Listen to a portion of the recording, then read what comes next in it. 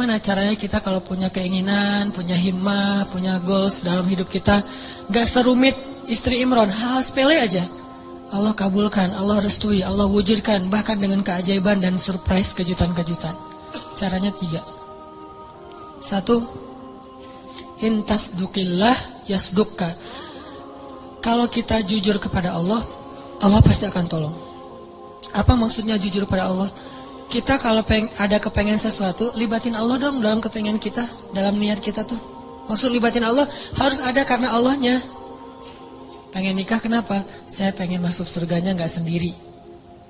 Pengen nikah kenapa? Saya pengen tahajudnya tuh ada yang bangunin. Walaupun akhirnya dia tidur lagi, gak apa-apa, yang penting gak bangunin.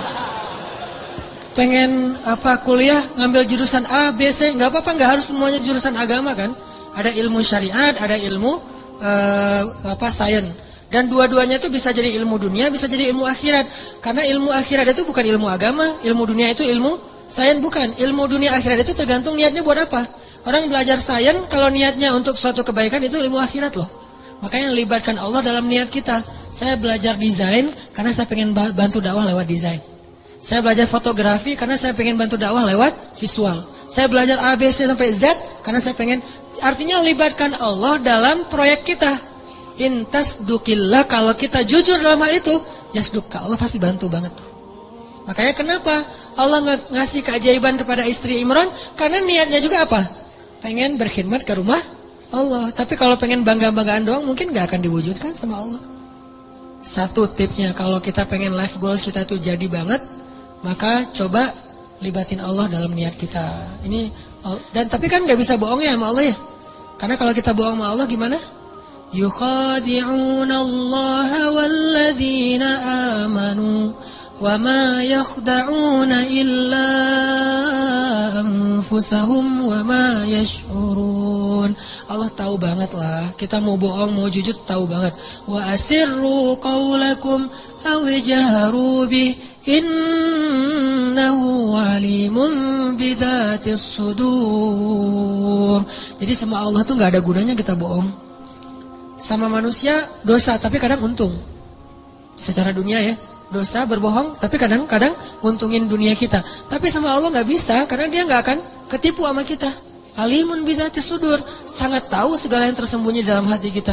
Jadi kalau kita jujur kepada Allah dalam satu goals, dalam satu kepengennya kita, harapan kita, himmah kita, karena kita pengen ada urusannya dengan Allah, pengen dapat ridha Allah, pengen apa dengan Allah, maka Allah pasti akan bantu. Teman-teman yang dirahmati Allah, tadi ya yang pertama, kalau kita pengen life goals kita, kepengennya kita, harapan-harapan kita sebesar apapun, tetap mungkin banget untuk terwujud karena Allah nggak ada yang nggak mungkin di sisinya. Ala kulli syai'in qadir. 1 tuh intasdikillah yasdukka. Kalau kamu jujur ke Allah, Allah akan jujur. Maksud jujur ke Allah tuh libatkan Allah dalam niat kita. Kayak tadi misalnya, kenapa pengen punya pasangan? Biar ada yang mensupport saya buat dakwah. Biar ada yang ngebujuk saya buat ke masjid. Biar ada semuanya ada urusannya dengan Allah. Nah, ini pasti akan Allah mudahin banget. Dan itu akan jadi keajaiban. Jadi kayak nggak pernah kita nyangka tuh bisa terjadi kalau kita intasdukillah, kalau kita jujurnya ke Allah. Terus yang kedua, jangan sampai apa yang kita inginkan itu sekedar khawatir. Jadi niat itu teman-teman ada 2. Ada khawatir, ada azam. Apa beda khawatir dengan azam? Khawatir itu bahasa Arab yang terus diserap jadi bahasa Indonesia khawatir. Khawatir itu aslinya artinya adalah keinginan yang terlintas sebentar terus hilang lagi, itu khawatir. Misalnya kita ngelihat ada di histori kita gitu, ada anak hafal Quran 30 juz usia 7 tahun. Duh, pengennya kayak gini. Dah. Lihat lagi nanti ada yang traveling kemana gitu Raja Ampat. Aduh, pengennya jalan-jalan kayak gini. Lihat lagi nanti ada yang ternyata baru beli mobil baru. Aduh, pengen mobil kayak gini. Lihat lagi ada yang baru selesai custom cafe racer. Aduh, pengen punya motor kayak gini. Gonta-ganti terus tuh keinginannya. Ini namanya khawatir. Gak ada satupun yang akan terwujud. Dan kalau itu kebaikan pun tidak ada yang berpahala. Kenapa? Karena dia cuma terlintas. Kalau azam, keinginan yang kuat, gak terwujud, belum terwujud aja, itu udah berpahala. Jadi kayak kita pengennya bisa menghafal Quran, terus berhari-hari, berminggu-minggu dan diwujudkan dalam usaha-usaha yang semaksimal mungkin. Walaupun kita belum khatam 30 juz, kita udah dapat pahala seperti khatam 30 juz loh. Makanya kan keajaiban niat itu adalah niat aja ibadah kan.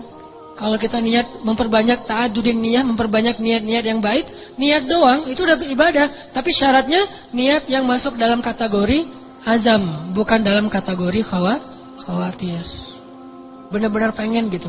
Aduh, pengen banget bisa umroh. Ketika ngelihat ada teman kita yang posting lagi di Masjidil Haram, di Masjid Nabawi, aduh pengen banget setiap hari ngelihat kayak gambar tentang Mekah, Madinah, terus ngelihat orang-orang yang travel, terus kemudian daftar dan berangkat nganterin orang yang selamatan pengen umroh. Karena kita pengen, dan kepengen kayak gini nih kalau kuat di hati kita, namanya azam. Belum terwujud aja udah seperti melakukannya. Dan insya Allah akan Allah wujudkan. Karena itu janji Allah, khawatir. Dan yang ketiga apa teman-teman? Yang ketiga itu saya lupa istilah Arabnya, dulu saya sering membahas cemburu. Cemburu kepada apa? Cemburu kepada orang yang kita jadikan kayak inspirasinya. Contoh Zakaria. Kenapa Zakaria bisa punya Yahya yang luar biasa? Karena cemburu kepada Maryam. Kenapa Imran dan istrinya bisa punya anak dan cucu yang luar biasa? Karena cemburu kepada Zakaria. Gitu. Jadi kita kalau pengen ada satu keinginan-keinginan yang pengen diwujudkan, karena cemburu berat dalam kebaikan ya. Dalam kebaikan, misalnya ngelihat teman kita bisa sedekah, bangun ini, bangun itu, segala macam, bantu anak yatim. Terus kita jadi cemburu. Ya Allah, pengen banget bisa sukses secara bisnis, finansial. Karena tuh saya pengen kayak gitu tuh, sedekah. Oh, maka kalau kita jujur cemburunya, jujur ke Allahnya, Allah wujudkan.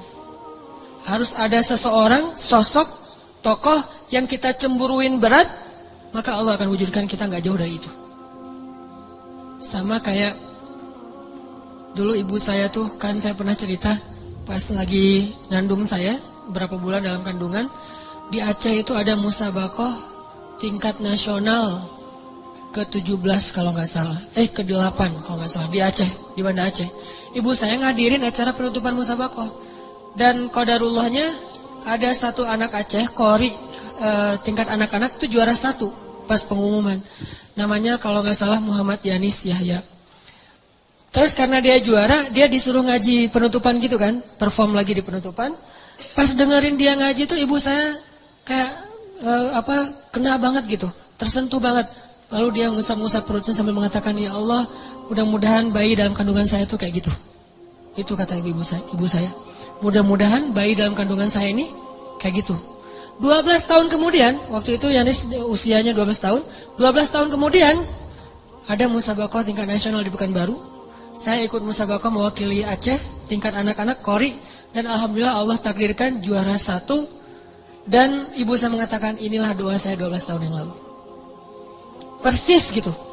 Karena apa? Karena ada rasa cemburu dalam kebaikan. Nah, siapa yang sekarang kita cemburui? Boleh teman pas reunian dia datang berdua, cemburu berat kan ya? Apalagi ada cerita dulu tuh, mantan ternyata gitu. Wah, pengen banget gini, ya Allah, gimana nih caranya? Memang gak ada yang lain yang kayak gini.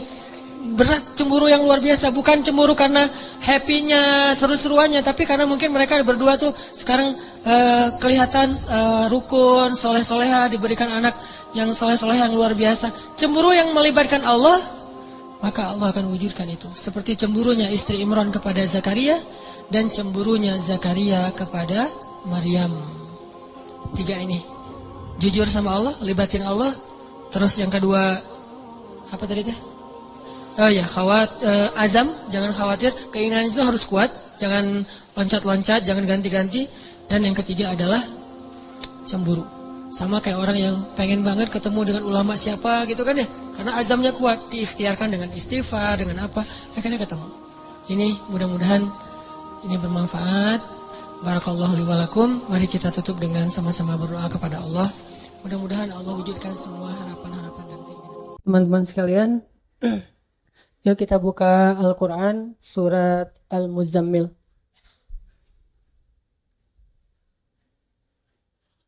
Ustaz Muzammil mana?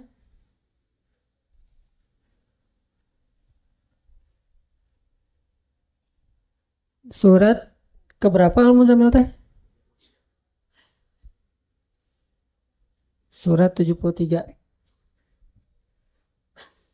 Bismillahirrahmanirrahim. Assalamualaikum warahmatullahi wabarakatuh.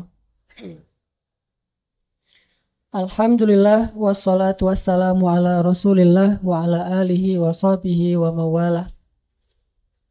Puji syukur kepada Allah subhanahu wa ta'ala.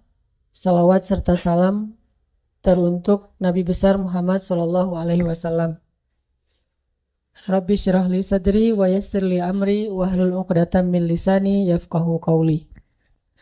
Teman-teman yang dirahmati Allah Subhanahu wa taala, mungkin teman-teman pernah dengar saya menyampaikan satu kisah berkaitan dengan malam Lailatul Qadar. Bahwa pada suatu malam di bulan Ramadan, Jibril datang kepada Rasulullah sallallahu alaihi wasallam menyampaikan tentang kapan datangnya atau kapan jatuhnya Lailatul Qadar pada Ramadan kali itu. Jadi misalnya sebutlah Ramadan kali ini Lailatul Qadarnya malam 27. Datang nih Jibril kepada Rasulullah terus bilang, "Ya Muhammad, beribadahlah kamu sebanyak-banyaknya pada malam 27 Ramadan. Karena malam 27 kali ini adalah malam Lailatul Qadar." Seolah-olah ceritanya gitu. Saking bahagia dan senangnya Nabi karena tahu kapan Lailatul Qadar, jadi nggak perlu lagi kita mencari di malam-malam yang lain, full 10 malam atau selama Ramadan, tinggal fokus ke satu malam aja. Dan Nabi bahagia sekali, senang sekali dengan berita ini. Nabi pun keluar rumah untuk memberitahu kepada kaum muslimin kapan akan jatuhnya Lailatul Qadar pada tahun itu. Tapi begitu Rasulullah keluar dari rumahnya, pengen ngasih tahu kepada orang Islam, di jalan raya Nabi melihat ada dua orang yang bertengkar, berselisih, saling mencela, ribut. Sehingga Nabi akhirnya mendamaikan di antara mereka, jadi penengah, sampai kemudian mereka mau damai. Setelah pertengkaran itu reda, Nabi SAW lupa dengan misinya dan mengatakan, "Tadi saya datang pengen ngasih tahu kepada kalian kapan Lailatul Qadar akan jatuh tahun ini. Tapi setelah melihat kalian bertengkar, saya menjadi lupa kapan Lailatul Qadar itu akan jatuh pada tahun ini." Sengaja Allah buat lupa banget. Jadi nggak ingat sama sekali yang mana. Malam 23 kah? Malam 25 kah? Malam 27 kah? Nggak ingat. Sehingga dari situ dapat pelajaran satu yang sangat penting. Persiapan sebelum kita masuk ke bulan suci, ke malam Lailatul Qadar atau 10 malam terakhir bulan Ramadan adalah jangan sampai kita punya masalah dengan seseorang. Apalagi orang itu adalah orang tua kita. Karena meskipun kita beribadah di malam Lailatul Qadar, karena 10 terakhir kita mungkin beribadah, kalau kita punya sangkut paut masalah dengan seseorang, apalagi orang tua kita, maka amalan-amalan kita pada malam itu seperti tidak tercatat di sisi Allah Subhanahu wa ta'ala.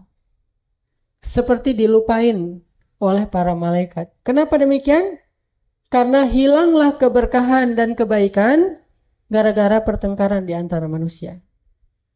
Mungkin salah satu sebabnya kaum muslimin sekarang mungkin tidak langsung ditolong oleh Allah Subhanahu wa ta'ala, dibiarkan dalam banyak masalah karena kita bertengkar antara satu dengan yang lain. Saling mencela, saling menjatuhkan, saling menyesatkan, saling membelakangi, saling mendengki antara satu dengan yang lain. Makanya Nabi SAW memesan kepada kita, pesanan terakhir Rasul sebelum beliau wafat itu apa? La tahasadu, wala tabaghadu, wala tadabaru. Jangan kalian saling dengki. Jangan kalian saling membelakangi, jangan kalian saling marah, jangan kalian saling benci. Kenapa demikian? Karena permasalahan yang terjadi antara kalian itulah yang menjadikan berkah dari Allah itu tidak turun kepada kalian.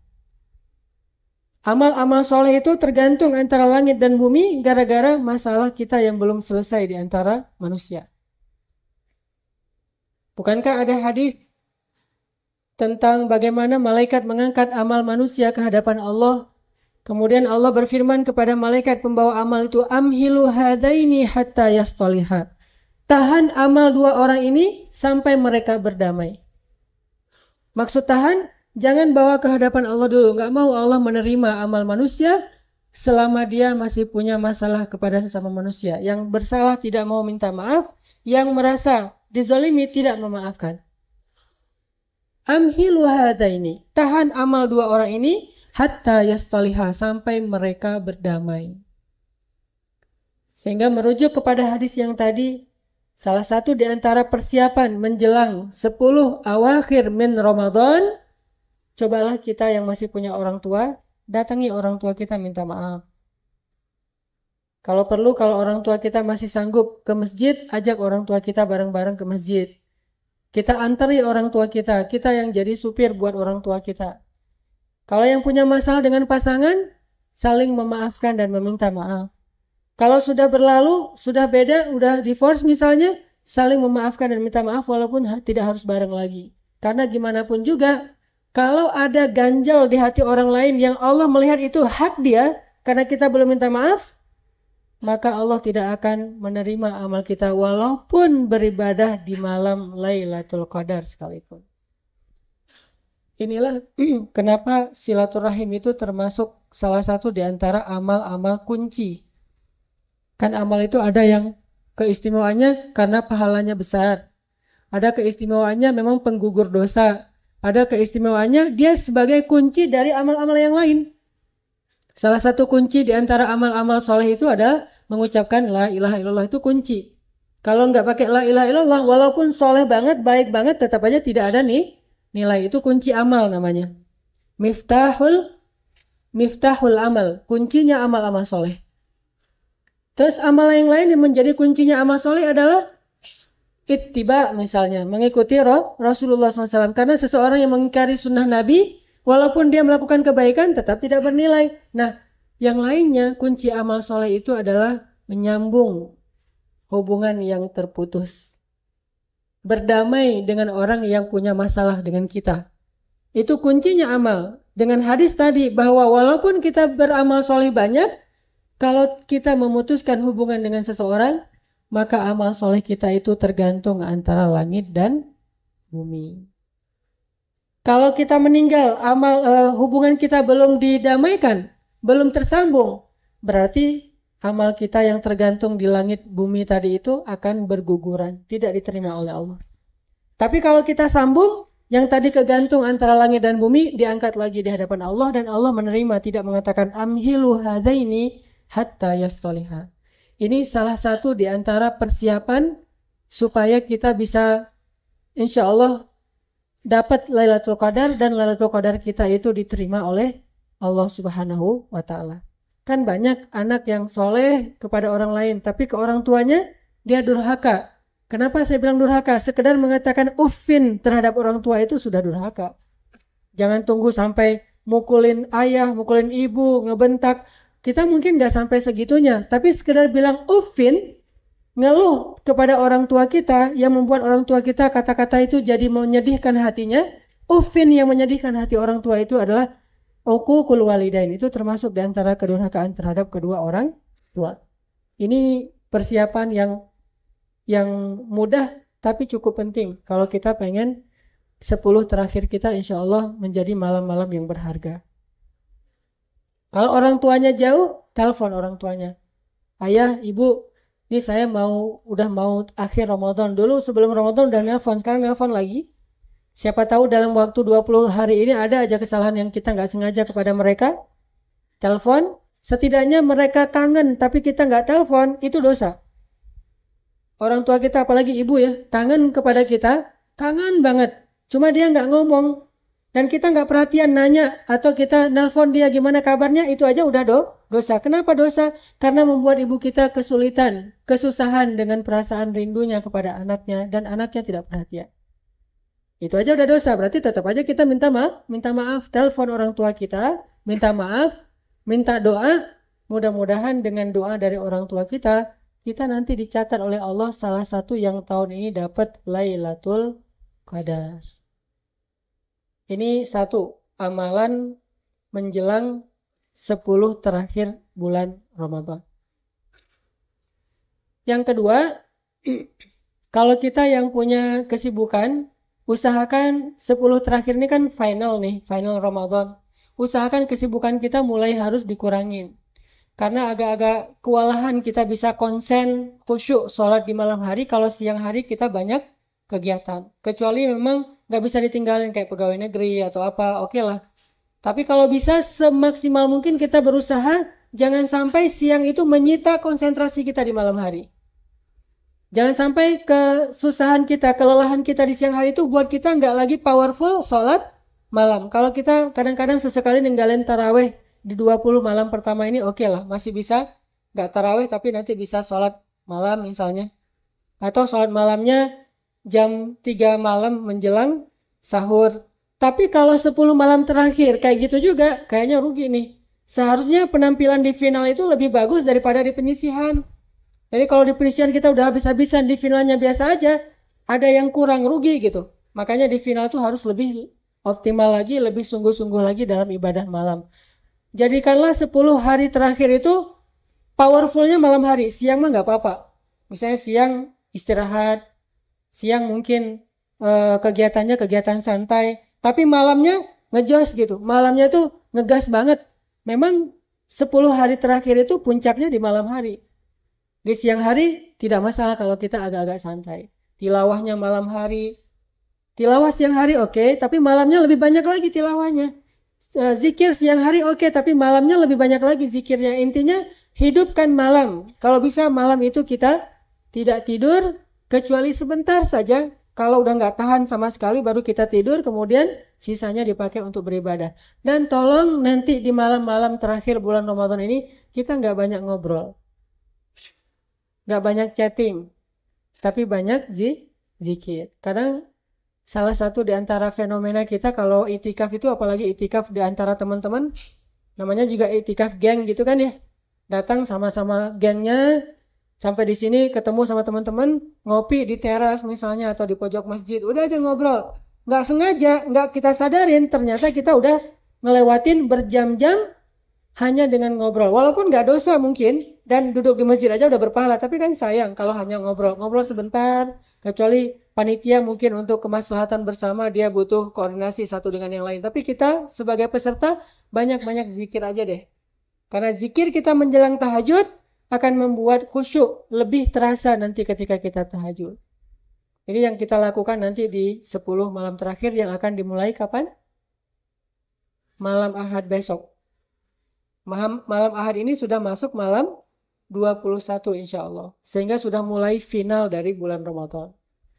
Nah sekarang kita akan ngebahas tentang beberapa keistimewaan yang Allah simpan di dalam ibadah-ibadah malam. Terutama ibadah tahajud, sholat, apalagi yang kita lakukan di bulan Ramadan dan di 10 malam terakhir. Kita coba tadabbur firman Allah di dalam surat Al-Muzammil. A'udzu billahi minasy syaithanir rajim. Silakan.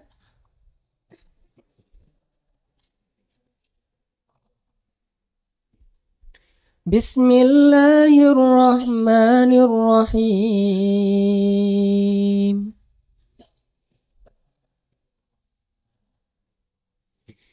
يا أيها المزمل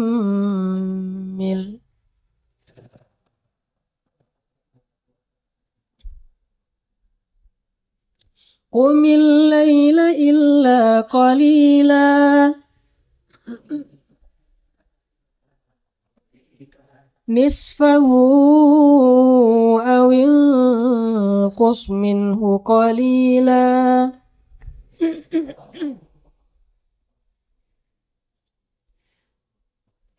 أو زد عليه ورتل القرآن ترتيلا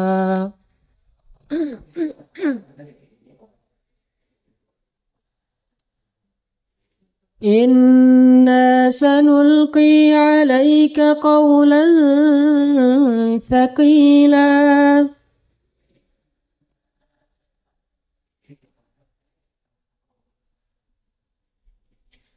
إن ناشئة الليل هي أشد وطئا وأقوم قيلا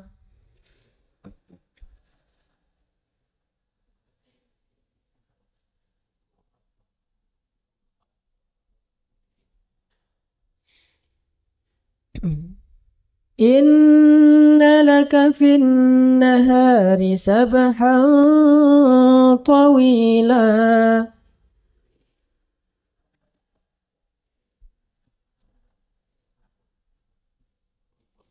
واذكر اسم ربك وتبتل إليه تبتيلا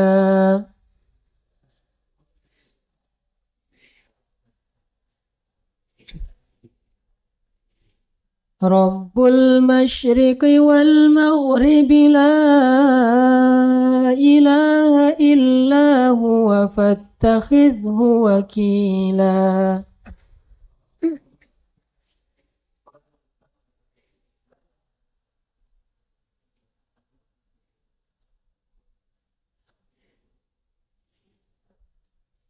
واصبر على ما يقولون واهجرهم هجرا جميلا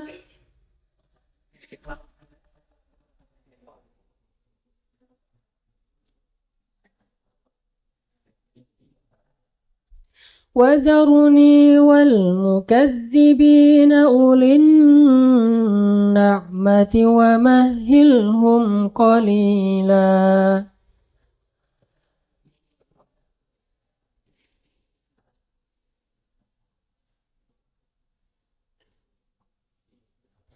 إن لدينا أنكالا وجحيما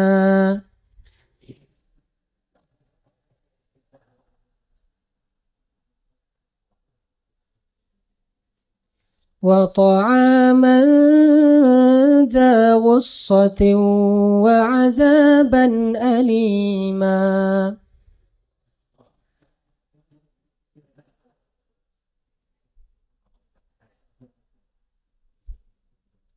يوم ترجف الأرض والجبال وكانت الجبال كثيبا مهيلا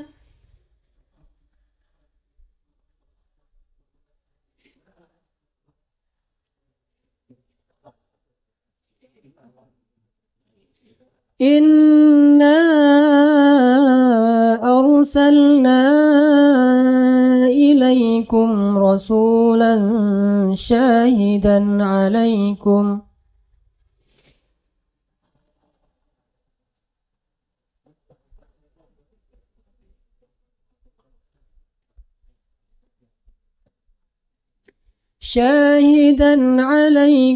كما أرسلنا إلى فرعون رسولا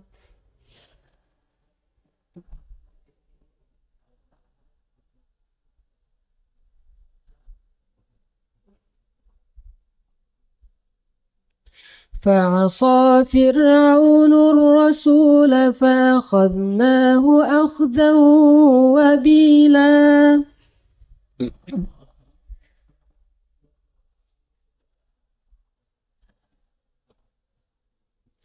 فكيف تتقون إن كفرتم يوما يجعل الولدان شيبا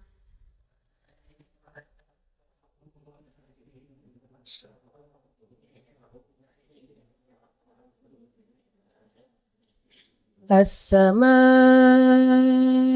منفطر به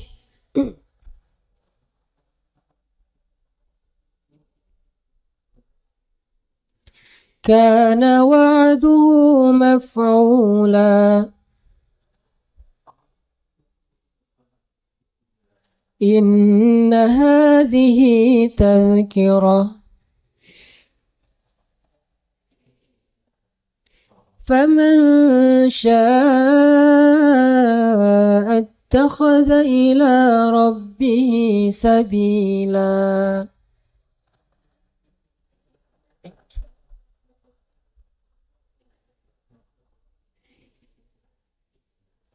إن ربك يعلم أنك تقوم أدنى من ثلثي الليل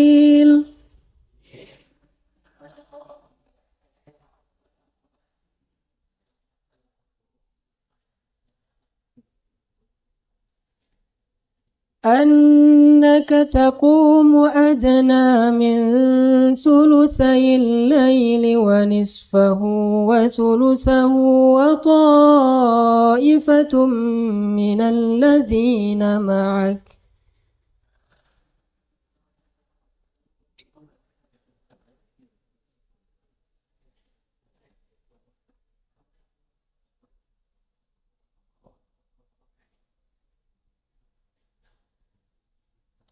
والله يقدر الليل والنهار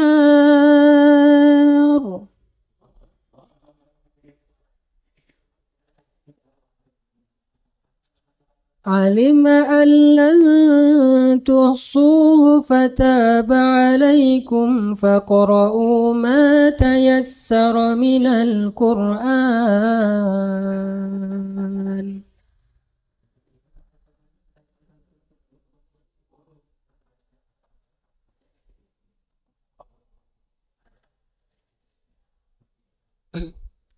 علم أن سيكون منكم مرضى وآخرون يضربون في الأرض يبتغون من فضل الله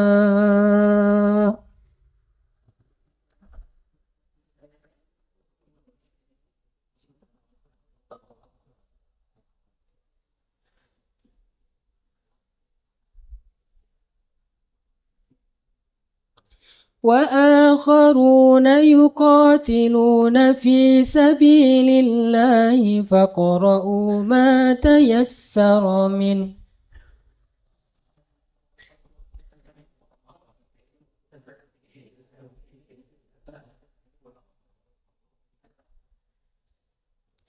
وأقيموا الصلاة وآتوا الزكاة وأقرضوا الله قرضا حسنا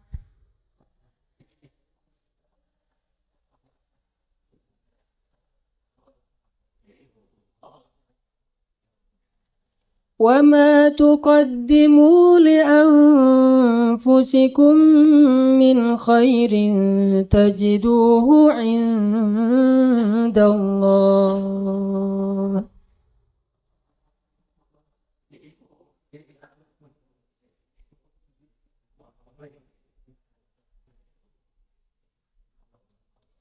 تجدوه عند الله هو خيرا وأعظم أجرا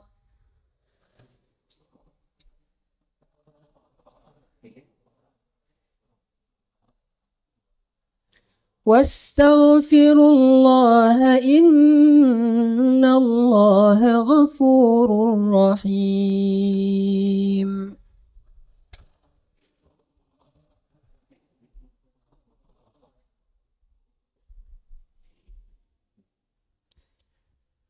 Ya, surat Al-Muzammil.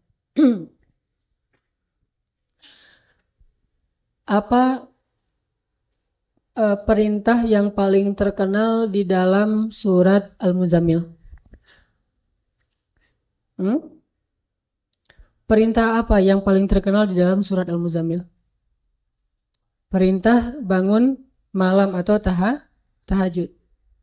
Selain tema tahajud, kira-kira buat teman-teman yang pasti seringlah membaca surat Al-Muzammil, kira-kira ada tema apa lagi yang tersirat di dalam surat Al-Muzammil?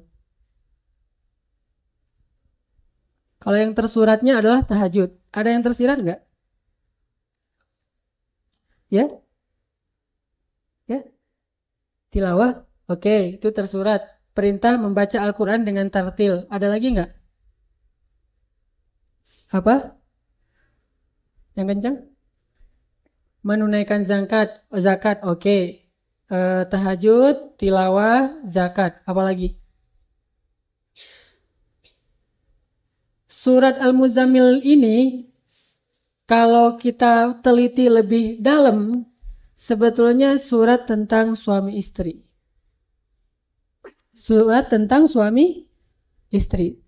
Terutama di sini ada pesan yang tidak tersurat tapi tersirat di dalamnya kepada para perempuan. Mana? Oh, perempuan. Salah ngelihat ke atas. Kepada para perempuan, para istri-istri nih. Surat Al-Muzammil ini surat Makkiyah atau Madaniyah? Makkiyah artinya surat yang turun apa?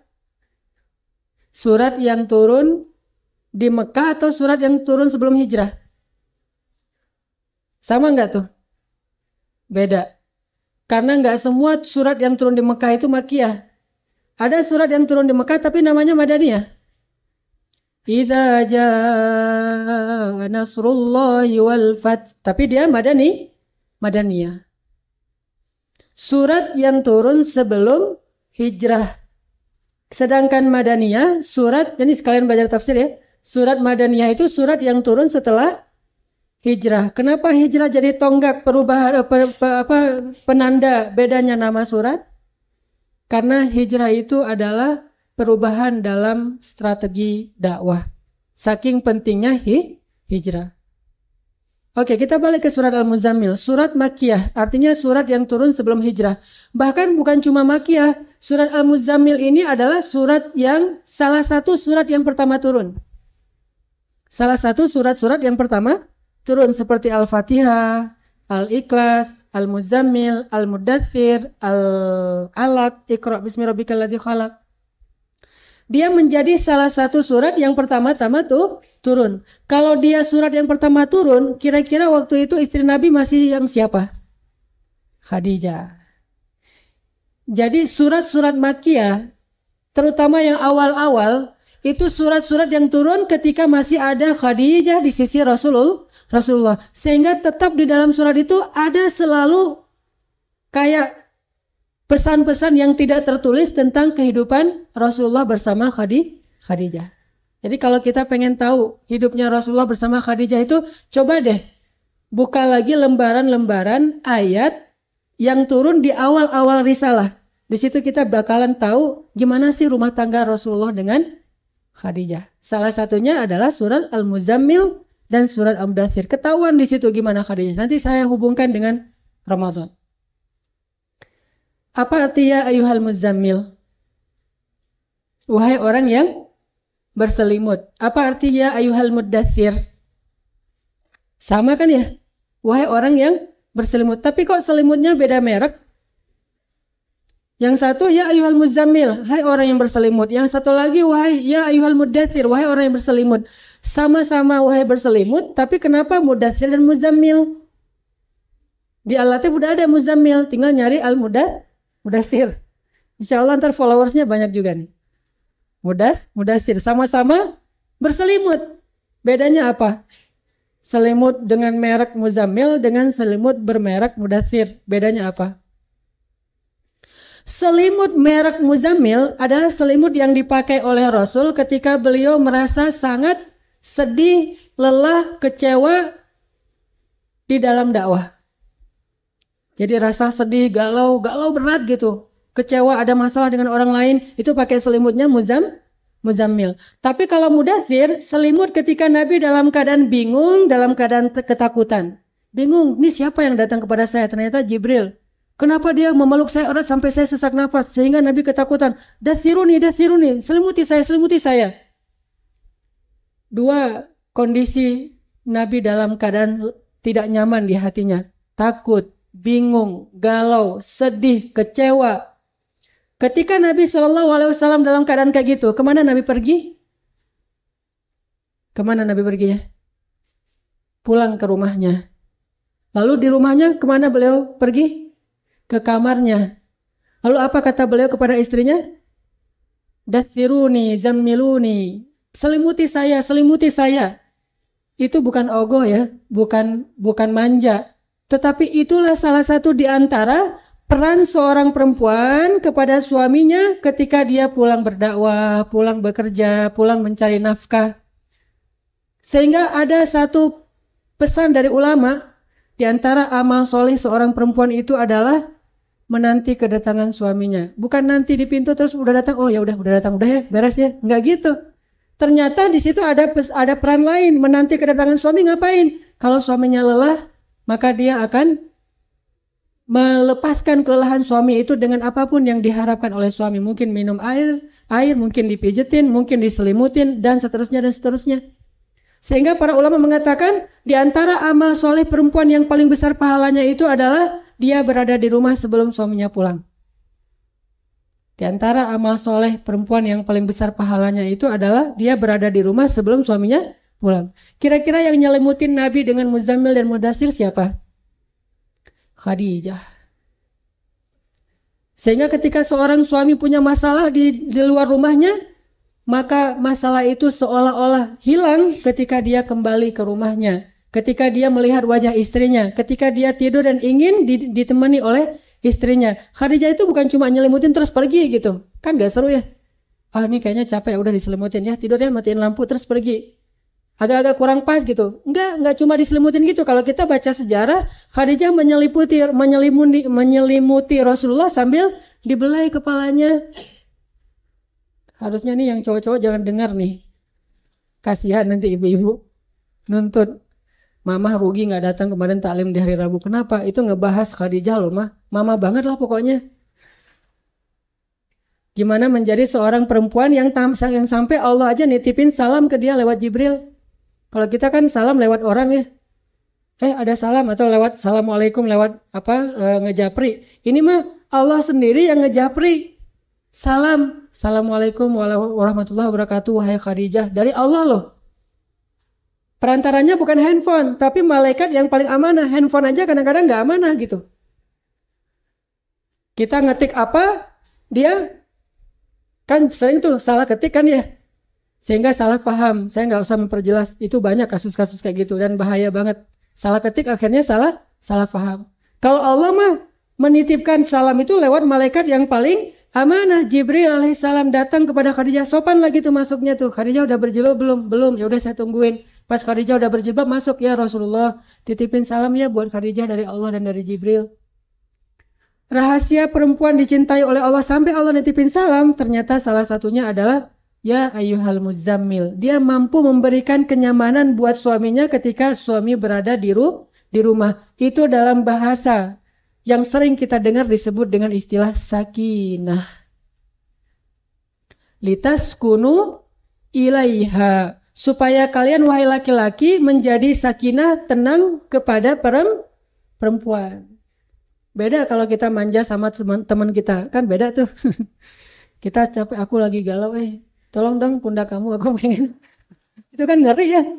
Jadi kita nih sesama teman-teman nih nongkrong nih cowok-cowok di kafe lagi ngopi gitu. Saya lagi capek banget hari ini, boleh nggak pinjam pundak kamu? Oh iya boleh silakan. Wah itu bahaya banget tuh kayak gitu-gitu. Minjam pundak temen. Tapi kalau pundak istri, pernah nggak tidur di pundak istri? Maaf, ya.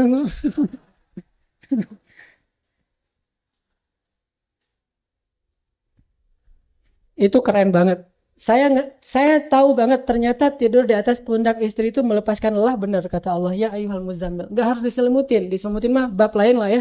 Ini nggak diselimutin aja udah hilang semua masalah. Jadi benar kata Allah, tujuan dari pernikahan itu biar cowok-cowok itu ada tempat pulang, ada tempat kembali melepaskan lelahnya. Litaskunu ilaiha, supaya kamu merasa sakinah kepada perempuan. Dan tempat tinggal perempuan itu bahasa Arab apa? Maskan. Sama dengan kalimat sakinah. Dari akar kata yang sama tapi berubah secara gramatikal. Perempuan yang memberikan ketenangan bagi suami berarti dia telah menanamkan sakinah di dalam hati suami, dan itu tujuan pernikahan. Dan tempat perempuan menanamkan sakinah itu bukan di tempat yang lain tetapi di dalam rumah. Sehingga rumah dalam bahasa Arab disebut dengan maskan.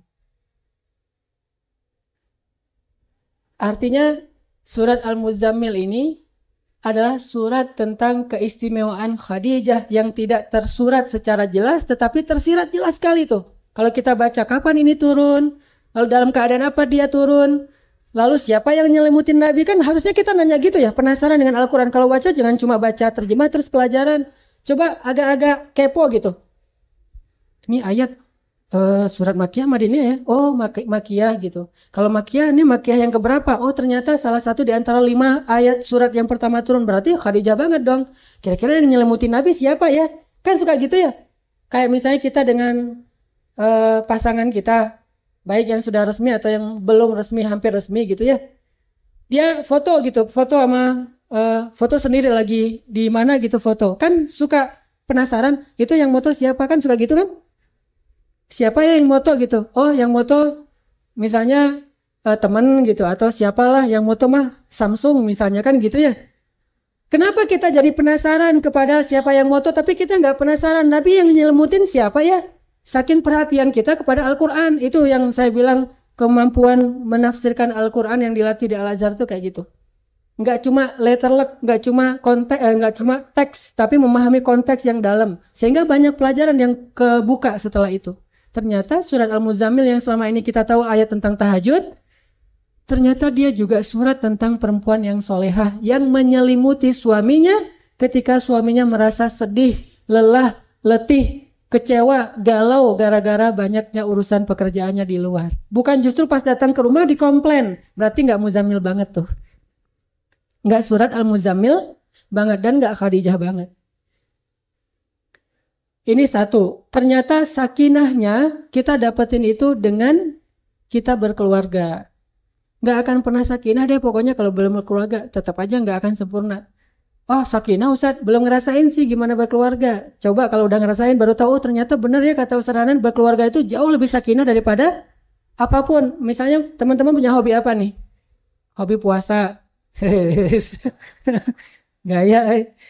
Hobi, sebutlah misalnya hobinya taklim gitu ya. Taklim sakinah nggak sakinah? Sakinah nggak taklim? Sakinah. Apa bukti sakinah dalam taklim? Ngantuk. Orang kalau udah masuk talim ngantuk. Berarti talim itu sakinah, saking menenangkan jadi bisa tidur. Makanya di tablik itu dulu suka ada anekdot, kita tuh kalau ada teman yang tidur biarkan, dia lagi sakinah. Lagi talim tidur, udah berarti dia mendapatkan sakinah. Bukankah janji Nabi itu bahwa siapa yang duduk dalam majelis zikir maka akan dikelilingi oleh malaikat dan Allah memberikan sakinah kepada dia? Salah satu bentuk sakinah itu adalah bisa tidur lelah. Langsung tuh otomatis. Pokoknya kalau susah tidur pergi ke Al-Latif deh. Ikut talim gitu. Insya Allah langsung. Apalagi kalau ustadznya makin soleh, itu makin sakinah. Jadi kalau teman-teman nggak bisa tidur berarti ustadznya kurang soleh nih. Kenapa nggak bisa tidur? Hore, bisa ketawa-ketawa nggak bisa tidur kan? Kayak tadi awal-awal kan pada mau tidur tuh. Sebelum saya ngebahas tentang Khadijah, udah mulai kirain ngerti gitu. Oh, Masya Allah, samina wa ta'na gitu. Ternyata bukan samina wa ta'na, sakinah. Makin soleh ustadz, nggak banyak lucunya, makin sakinah. Jadi kalau mau tahu mana taklim yang paling bagus dan berharga, insya Allah, lihat yang paling banyak orang tidur, berarti itu taklim berkualitas. Kalau nggak pada tidur, oh berarti ini biasa-biasa aja lah.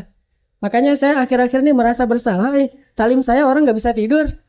Mulai ketawa-ketawa, mulai nggak jelas gitu, mulai banyak cerita-cerita lucu. Ayo kita balik sakinah lagi ya.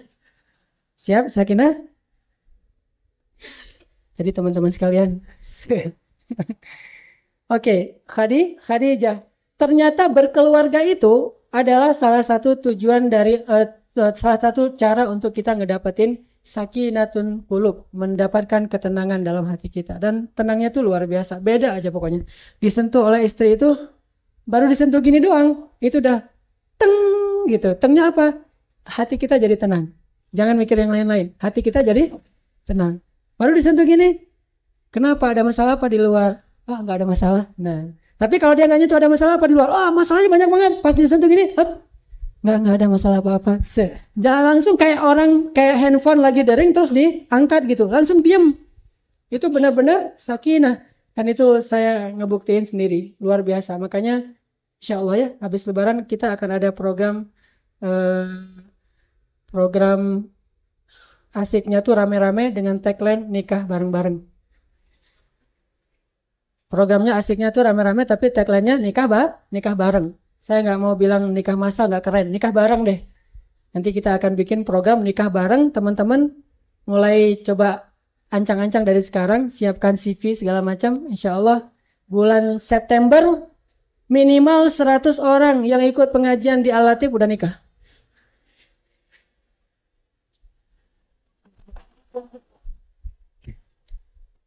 Bahaya diaminkan bulan Ramadan lagi ya. Itu. Terus yang kedua, gimana cara ngedapetin ketenangan? Ada ketenangan yang lebih besar daripada pernikahan ternyata. Jadi orang kalau udah nikah, apalagi nikahnya karena cinta ya, bukan nikah karena pernikahan politik misalnya atau pernikahan terpaksa, pernikahan Siti Nurbaya. Tapi ini nikahnya nikah cinta, ngeklik banget gitu. Nikah nih, tenangnya luar biasa pokoknya. Enggak, kayaknya dunia ini gak ada masalah. Tapi ada satu lagi yang lebih tenang daripada menikah, yaitu kumil laila illa qalila. Tapi kan udah tenang nih, udah tenang dalam dekapnya Khadijah, dipeluk oleh istri yang solehah, cantik, bijaksana, pintar. Khadijah itu udah sempurna banget lah sebagai sosok istri. Rugi banget laki-laki yang dulu ditolak oleh Khadijah, ngelamar Khadijah ditolak, ngelamar Khadijah ditolak. Betapa beruntungnya Rasul mendapatkan Khadijah, walaupun lebih beruntung lagi Khadijah mendapatkan Rasul. Jadi Rasulullah itu didekap oleh seorang perempuan yang sesolehah Khadijah, cantik, bijaksana, cerdas, taat, dicintai Allah. Itu udah nggak mungkin nggak tenang, udah tenang langsung, hilang semua masalah. Tapi ternyata masih disuruh bangun kan? Gimana pun tenangnya dalam pelukan seorang istri yang solehah, Allah mengatakan kum, bangun. Kumil laila illa qalila, walaupun cuma sebentar. Kenapa? Allah pengen ngasih kepada kita sesuatu yang lebih indah daripada pelukan istri. Apa yang lebih indah daripada pelukan istri? Qumil laila illa qalila. Kalau sholatnya bisa khusyuk, itu lebih indah daripada pelukan istri. Kalau bahasa kasarnya, ini nggak ada yang di bawah 17 tahun kan? Ada yang di bawah 17 tahun? Nggak berani angkat tangan? Ya udah. Kalau bahasa kasarnya, sholat malam itu lebih keren daripada bercinta. Sholat malam itu lebih keren daripada bercinta. Bagi siapa? Bagi orang-orang yang solih. Sehingga Nabi SAW dengan Khadijah, ayatnya ya ayyuhal muzammil, lagi didekap nih oleh Khadijah, lagi dibelai oleh Khadijah, udah tenang dalam pelukan Khadijah. Kata Allah, qumil laila illa qalila. Bangun wahai Muhammad, wahai orang yang berselimut, bangun. Langsung Nabi bangun. Kenapa? Karena beliau yakin sholat malam itu lebih indah daripada dipeluk oleh Khadijah. Walaupun dipeluk oleh Khadijah itu suatu anugerah yang luar biasa. Cerita yang kedua, selain Al-Muzammil dan Al-Mudaththir, Nabi dipeluk oleh istrinya. Kali ini yang bukan cuma cantik, tapi juga masih muda. Satu-satunya perawan yang dinikahi oleh Rasulullah yaitu Aisyah. Tapi dia hadis, bukan ayat. Sama juga gitu. Kata Aisyah, suatu malam ketika aku sedang tidur bersama Rasulullah. Enggak kayak gitu hadisnya. Ketika Rasulullah tidur bersamaku. Artinya Rasulullah senang kepada Aisyah, tidur bersama Aisyah. Dan malam itu mereka melakukan hubungan suami istri. Kemudian Rasulullah tidur bersama Aisyah. Tiba-tiba Rasulullah mengatakan, biarkan aku menghadap Tuhanku. Baru aja tidur sejam mungkin atau 2 jam, biarkan aku menghadap Tuhanku. Bangun Rasulullah tuh. Bisa-bisanya dalam keadaan teler berat, tapi beliau bangun juga karena beliau yakin ada yang lebih nikmat daripada sekedar tidur bersama istri yang cantik seperti Aisyah. Yaitu sholat malam. Biarkan aku menghadap Tuhanku. Bangunlah Rasulullah, mandi, kemudian beliau sholat. Kata Aisyah, baru saja beliau berdiri, maka beliau sudah menangis dan air matanya membasahi janggut beliau. Baru saja beliau berdiri, suara di dalam dadanya itu seperti air mendidih. Saking luar biasa Nabi terisak-isak menangis kayak orang sesek nafas gitu. Kemudian beliau membaca ayat. Setiap sampai di ayat-ayat tentang kebesaran Allah, beliau bertasbih, beliau bertahmid. Kalau ayat sampai tentang ayat neraka, beliau berta'awuz. Kalau ayat sampai di ayat surga, beliau berdoa. Kemudian beliau ruku. Rukunya sepanjang beliau berdiri. Kemudian beliau sujud. Sujudnya sepanjang beliau berdiri. Dan seterusnya sepanjang malam.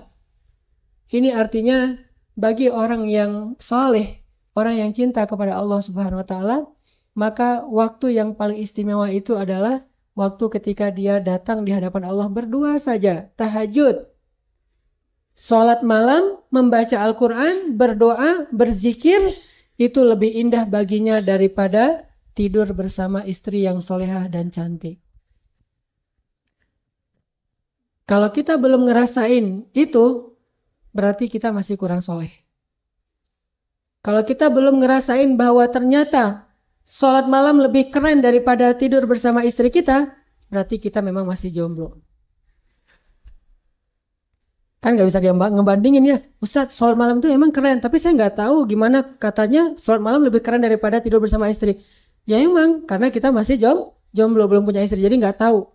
Kalau udah punya istri dan belum bisa ngerasain sholat malam lebih baik daripada tidur bersama istri, berarti jangan pernah mengaku sebagai orang soleh. Pasti kita belum soleh. Saya sendiri juga, gak usah dibahas.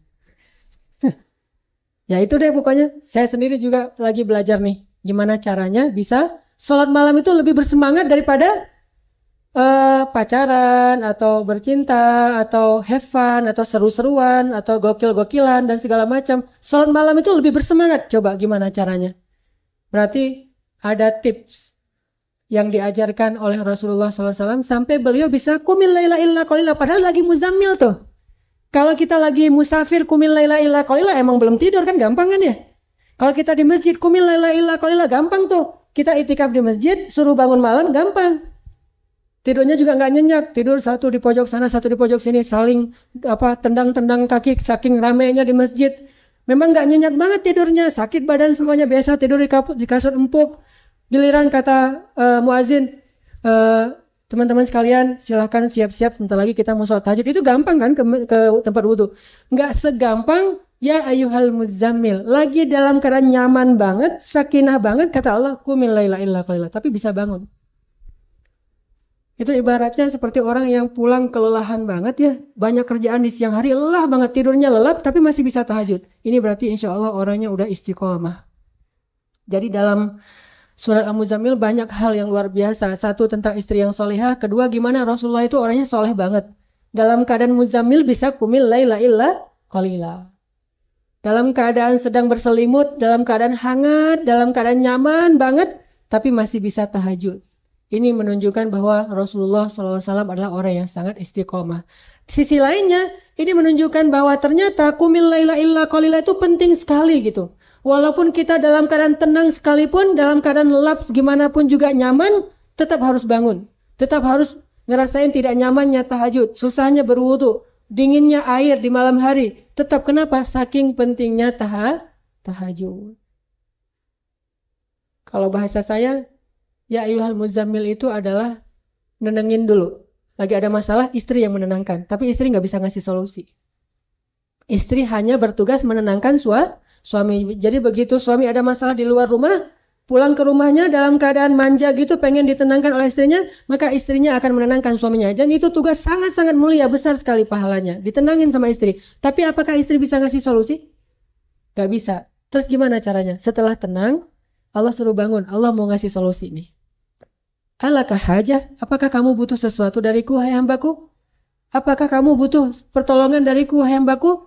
Wasta'inu bis sabri was shalah. Minta pertolongan Allah dengan sholat. Salah satunya sholat malam. Berarti ketika Allah Subhanahu wa taala memberikan kita Lailatul Qadar, Allah Subhanahu wa taala memberikan kita kesempatan untuk meminta pertolongan Allah seperti seseorang yang beribadah 80 tahun lamanya lalu berdoa, ya Allah tolong saya. Kira-kira Allah tolong gak tuh?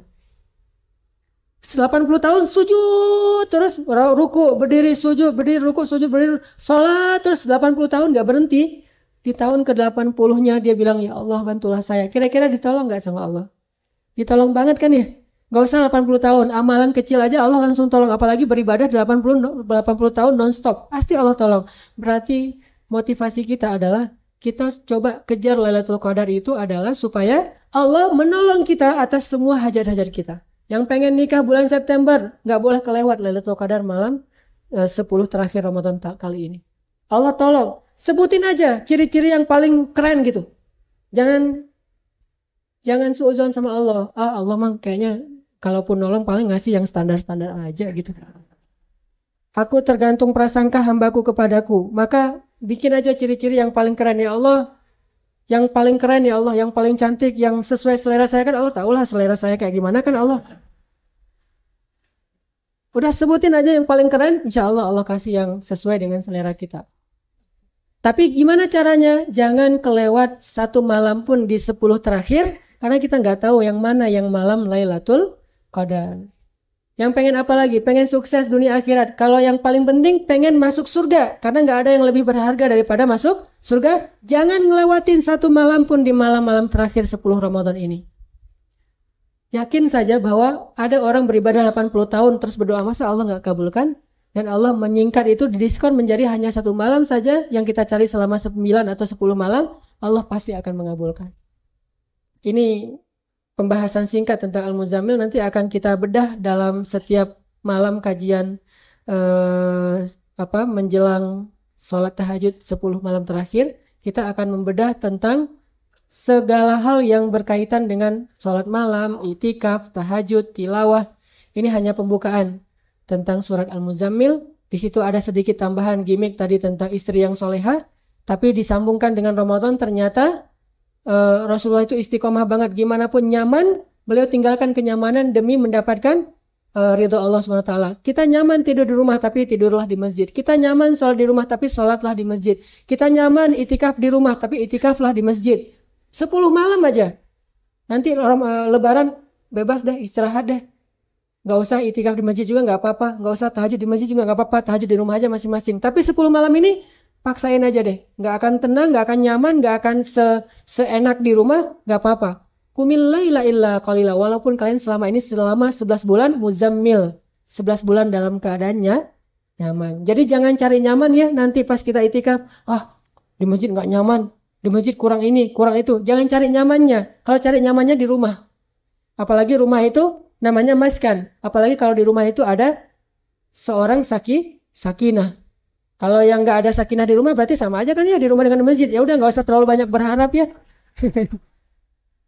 Di masjid nggak nyaman, di rumah juga nggak nyaman. Orang nggak ada sakinah di rumah sama aja. Jadi carilah ridha Allah, ibadah yang optimal, bukan mencari kenyamanan.